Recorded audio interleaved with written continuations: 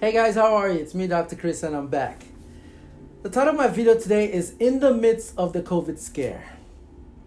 So, in the midst of the COVID scare, I actually will be talking about, on a lighter note, something less scary. 10 pediatric issues that aren't as scary as parents think. Number one, breath holding spells. So, what typically happens here is that the child, right, either has a fall or throws a temper tantrum, and then they hold their breath, lose consciousness. And it's very brief. I know it seems scary, but here's what you're going to do.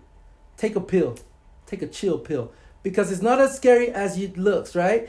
All that'll do happen is they'll come to. Just don't fuss over it. And most of the times, it may happen over and over again, but they usually outgrow it. Number two, choking. Yes, I know you're thinking, choking, my child is choking. That is really scary. Well, if the child can't talk or can't cough and they're choking, yes, then you want to call 911. But most of the times, they're choking, but they can talk and they have a harsh cough. So it's good to learn your CPR, but most of the times it resolves, they'll get better. Now here's number three, croup. So technically what happens is your child is fine, goes to bed, all of a sudden wake up with a hoarse cry, barky cough sounding like a seal.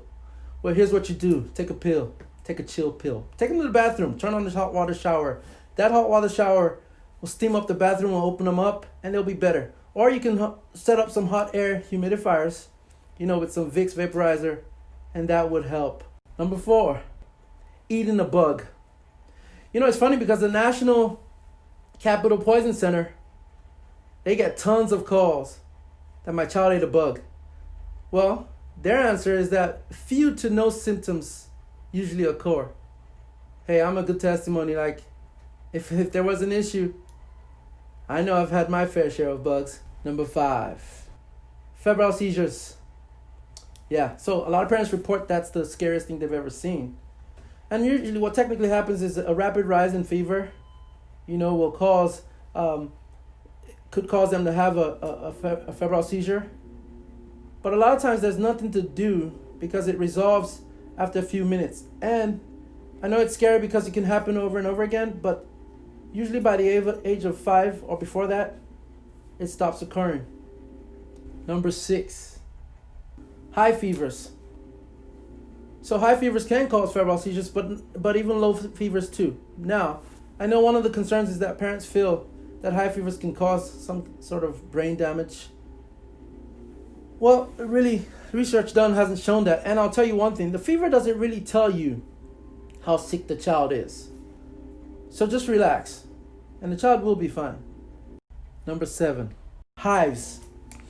Hives is when, all of a sudden, child breaks out in a bunch of bumps all over the body, unlike welts. And one of the scary things about it is that you may give Benadryl and it may resolve for a few minutes, and then shortly after it shows up again, and all of a sudden the child is covered again, and that could last from anywhere from 4 days to maybe even a few weeks. Well, here's what you do. Take a pill. Take another chill pill, because eventually it should go, and you may never find the cause. And the tricky thing is your pediatrician may never know what triggered it. You know why? Because he doesn't live with you. Number 8, night terrors. Okay, so the child goes to sleep, and then all of a sudden he wakes up screaming and crying and yelling, right? And a lot of times they seem confused and out of it, and they may not even recognize you. But here's the good thing about it. A lot of times the parents may feel the child is having a nightmare, but when they wake up in the morning, they don't remember it.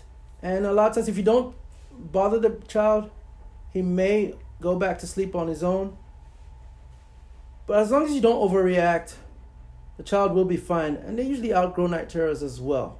Number 9, nosebleeds. Okay, so that could be scary, just constant bleeding through and through, but eventually it resolves on its own. And a lot of times as long as you hold it properly, you want to squeeze the nares, not the bone up here, but the nares. And it should resolve bleeding in anywhere from 5 to 20 minutes. And finally, number 10 is playing doctor. Okay, so you as a parent may walk in and you find your young kids, right? Playing doctor.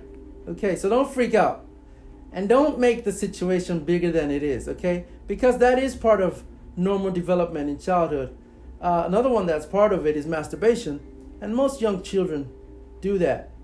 Now, of course, if it persists into the older age groups, then you want to be a little worried, okay? So I know the topic is in the midst of the COVID scare. So in the midst of the COVID scare, take care of yourselves, guys. It's a real thing. Wear your masks. Have that 6 feet separation distance between you and the other person in public, okay? And wash your hands. Wash them constantly, at least 20 seconds with soap and water, or if you were to use alcohol, make sure you get both sides of your hands. Stay safe out there.